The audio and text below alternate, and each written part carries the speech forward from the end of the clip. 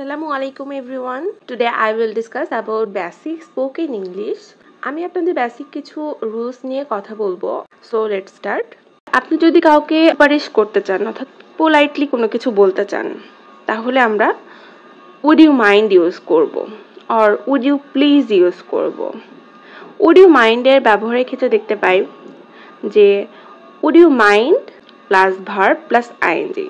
অর্থাৎ যখন আপনি would you mind ইউজ করবেন তখন ভার্বের সঙ্গে আইএনজি যোগ হবে, কিন্তু যখন would you please ইউজ করবে তখন ভার্বের প্রেজেন্ট ফর্ম ইউজ করতে হবে।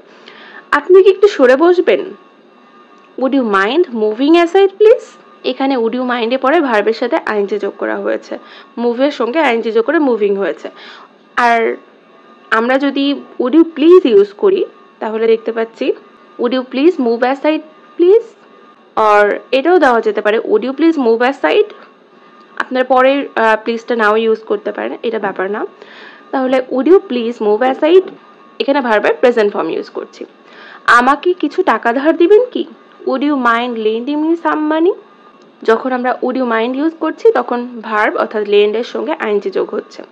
আর যখন প্লিজ দিয়ে আমরা সেন্টেন্স করছি would you please lend me some money তখন lend ভার্বের প্রেজেন্ট ফর্ম হিসেবে ইউজ হবে।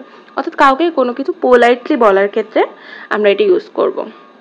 এরপরে রুলসে আমরা দেখতে পাচ্ছি বাংলা বাক্যে যদি কিনা টাইপের প্রশ্ন থাকে, যেমন সে গিয়েছিল কিনা, সে জানে কিনা, এরকম টাইপের কোশ্চেনের ক্ষেত্রে ইংরেজিতে কিনার পরিবর্তে ইফ ব্যবহার করতে হয়।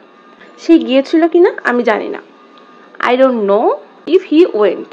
অর্থাৎ আমি জানি না কথাটা কিন্তু আমরা এখানে ইংলিশে ফার্স্টে ইউজ করব, আই ডোন্ট নো। আমি জানি না আমাকে তোমার মনে পড়ে কিনা, কিন্তু তুমি সব সময় আছো আমার কল্পনায়, I don't know if you recall me. আমি জানি না আমাকে তোমার মনে পড়ে কিনা, but you are always in my contemplation. কিন্তু তুমি সব সময় আছো আমার কল্পনায়। কিন্তু তুমি সবসময় আছো আমার কল্পনায় কথাটা যা আছে তাই থাকবে, কিন্তু ফার্স্টের যে রুলসটা আমরা ইউজ করব জানি না আমাকে তোমার মনে পড়ে কিনা কথাটা আমরা ইউজ করব আই ডোন্ট নো। এখানে কিনা এর জন্য ইফ ইউ রিকল মি। তোমার মতো কিছুই নেই, অর্থাৎ মতো সাজিয়ে রাখার মতো কিছুই নেই, দেখার মতো কিছু নেই, এরকমের ক্ষেত্রে আমরা দেয়ার্স নাথিং ইউজ করব। তোমার কাছে প্রমাণ করার মতো কিছুই নেই, there's nothing you can proof. মতো কিছু নেই এর সাইডটা আগে ইউজ করবো দেয়ার্স নাথিং তোমার কাছে প্রমাণ করার, অর্থাৎ ইউ ক্যান প্রুফ।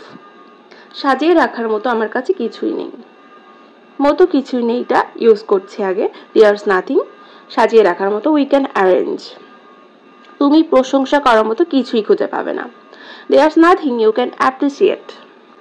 তেমনি আমরা আরো কিছু সেন্টেন্সের ক্ষেত্রে বলতে পারি তার কাছে বন্টন করার মতো কিছুই নেই, there's nothing he can allocate. মুগ্ধ করার মতো দৃশ্যটি কিছুই নেই, there's nothing the scenery can allure. এইভাবে সেন্টেন্সগুলো হবে, অর্থাৎ মতো কিছুই নেই এর দেয়ার্স নাথিংটা ফার্স্টে ইউজ হবে। কোনো কিছু প্রয়োজন বোঝালে আমরা নিড ইউজ করব। আমার বই প্রয়োজন, আমার খাতা প্রয়োজন, আমার ইংলিশ শেখা প্রয়োজন। এখানে তাহলে স্ট্রাকচারটা আমরা কি হবে দেখি, প্রথমে সাবজেক্ট হবে, তারপরে যে জিনিসটা প্রয়োজন অর্থাৎ নিড টু, কোনো কিছু প্রয়োজন বোঝালে আমরা নিড টু ইউজ করব, সাবজেক্টের পরে আমরা নিড টু ইউজ করব, তারপর ভার্বের প্রেজেন্ট ফর্ম হবে। যেমন আমার ইংরেজি শেখা প্রয়োজন, I need to learn English. I need to, I ফার্স্টে সাবজেক্ট, তারপরে প্রয়োজন যে নিড টু, তারপর ভার্বের প্রেজেন্ট ফর্ম লার্ন, তারপরে কি প্রয়োজন সেই জিনিসটা অর্থাৎ বাকি অবজেক্টটা ইউজ করব। আমার একটি গাড়ি কেনা প্রয়োজন, আই নিড টু বাই এ কার। আমার তাকে সাহায্য করা প্রয়োজন, I need to help him. এখানে ভার্বের হেল্প প্রেজেন্ট ফর্ম হিসেবে ইউজ হয়েছে, তারপর বাকি অংশটা ইউজ করেছি।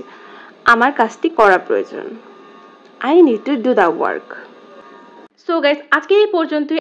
সবাই ভালো থাকবেন, সুস্থ থাকবেন, ধন্যবাদ সবাইকে।